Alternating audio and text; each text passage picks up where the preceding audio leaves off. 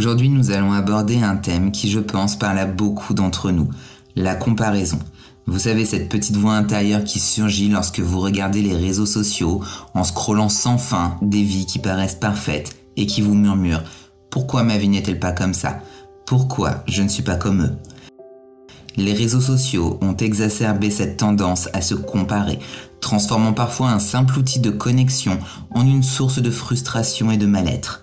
Alors comment arrêter de tomber dans le piège de la comparaison ? Comment se reconnecter à soi-même et cultiver un véritable sentiment d'accomplissement personnel ? C'est ce que nous allons voir ensemble aujourd'hui. Si je vous parle de ce sujet, c'est parce que comme beaucoup d'entre vous, j'ai moi aussi été dans ce piège à un moment de ma vie. Il y a quelques années, je passais beaucoup de temps sur les réseaux sociaux. Je voyais des collègues professeurs de yoga organiser des retraites magnifiques, publier des photos d'eux dans des lieux paradisiaques ou obtenir des centaines de commentaires sous leurs publications. Pendant un moment, j'ai commencé à me sentir insuffisante, comme si tout ce que je faisais n'était jamais assez. Mais un jour, une amie m'a posé une question qui a tout changé. Elle m'a demandé « Est-ce que tu te rends compte que tu compares ton coulisse à la scène finale des autres ?» Et cette phrase a résonné en moi. Sur les réseaux sociaux, nous voyons une version filtrée, sélectionnée et embellie de la vie des autres. Ce que nous ne voyons pas, ce sont les doutes, les échecs, les défis et les moments difficiles qui se cachent derrière ces belles images. Alors comment faire pour sortir de ce cycle de comparaison ? La première étape selon moi est de reconnaître que la comparaison est naturelle. Oui, elle fait partie de l'expérience humaine. Depuis que nous sommes enfants, nous avons appris à nous comparer. Nous avons appris à nous comparer pour comprendre le monde, pour grandir et pour nous situer. Mais ce qui était autrefois un outil d'apprentissage peut devenir un véritable piège dans un monde où nous avons accès en permanence à une vitrine idéalisée des autres. Reconnaître que la comparaison est normale nous aide à ne pas nous juger nous-mêmes pour ce sentiment. Mais il est aussi important de comprendre que ce n'est pas parce qu'elle est naturelle qu'elle doit nous contrôler. Nous pouvons choisir de ne pas alimenter cette comparaison, de ne pas la laisser nous diriger, de ne pas la laisser diriger nos pensées ou nos actions. La deuxième étape, c'est de se recentrer sur soi. Lorsque vous vous comparez à quelqu'un d'autre, vous détournez votre attention de votre propre parcours, de vos propres réussites et de ce qui est vraiment important pour vous. Alors prenez un moment pour réfléchir. Quelles sont les choses dont vous êtes fiers dans votre vie ? Quelles sont les qualités ou les compétences qui font que vous êtes une personne unique ?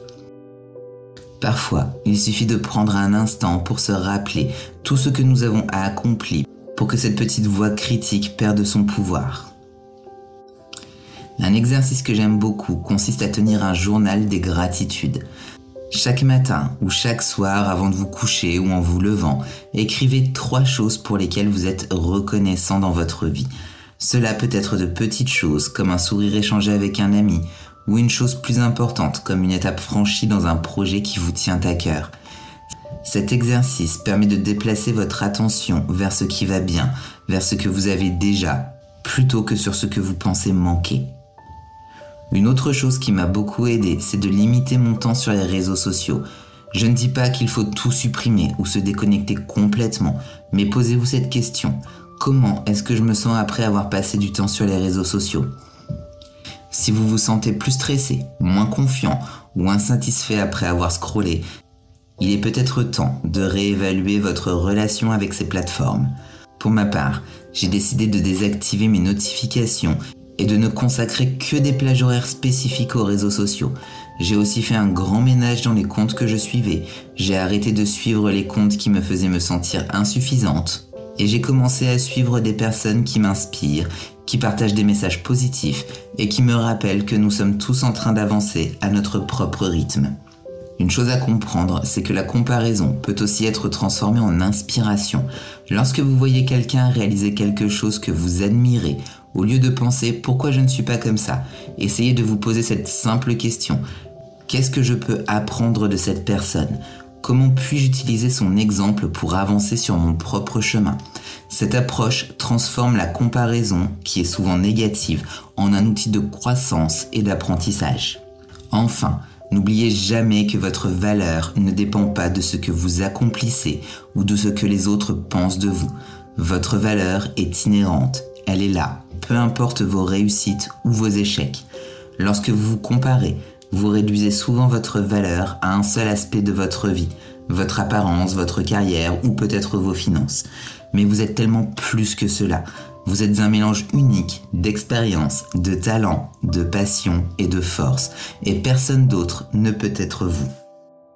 Pour conclure, j'aimerais vous inviter à faire un exercice cette semaine. Prenez un moment pour réfléchir à vos propres réussites, grandes ou petites. Prenez le temps de célébrer qui vous êtes et ce que vous avez accompli. Chaque fois que vous sentez la comparaison monter en vous, rappelez-vous que vous avancez sur votre propre chemin, à votre propre rythme, et que c'est parfaitement bien comme ça. Merci de m'avoir rejoint aujourd'hui pour cet épisode. J'espère que ces réflexions et ces conseils vous aideront à voir la comparaison sous un jour nouveau et à cultiver un sentiment d'accomplissement personnel. Si vous avez aimé cet épisode, n'hésitez pas à vous abonner, laisser un commentaire ou à le partager avec des personnes qui pourraient en avoir besoin. À très bientôt pour un nouvel épisode. Prenez soin de vous et surtout, célébrez qui vous êtes chaque jour. Namasté.